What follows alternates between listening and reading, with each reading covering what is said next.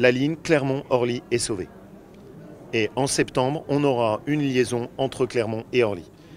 Et ça, je m'étais engagé dessus, on a fait ça tous en commun, on a réussi, et c'est pour nous une grosse satisfaction. Le choix qu'on a fait, c'est une compagnie plus solide financièrement, qui proposera, on l'espère, sur la durée, d'ouvrir aussi de nouvelles lignes, et qui est pour nous, c'était un élément intéressant, et prête aussi à faire travailler notre centre de maintenance pour ramener de l'activité en plus sur notre territoire.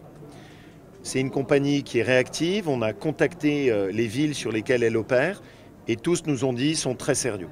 Donc on est parti avec eux, c'est Regour. Ça nous permettra dès la rentrée de bénéficier d'une liaison avec Orly. C'est inespéré. Nous avons partout, sur tous les autres sujets, des talents, des ressources, des points d'excellence, mais nous avons ce problème de connectivité.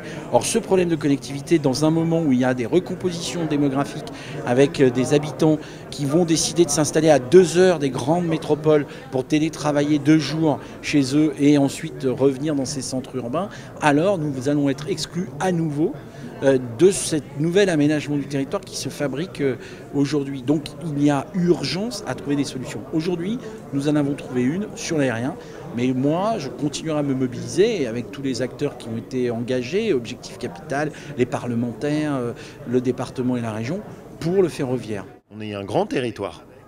On a beaucoup d'atouts. On a des grandes entreprises, mais on a aussi un dynamisme associatif, et donc les gens savent qu'il y a de l'activité. Juste, la condition, c'est que quand l'Auvergne n'est pas respectée, on doit faire monter de la voix. Et on doit arrêter de baisser du regard et de se laisser faire quand on nous ferme nos services publics. On a montré aujourd'hui qu'on était capable de relever le défi.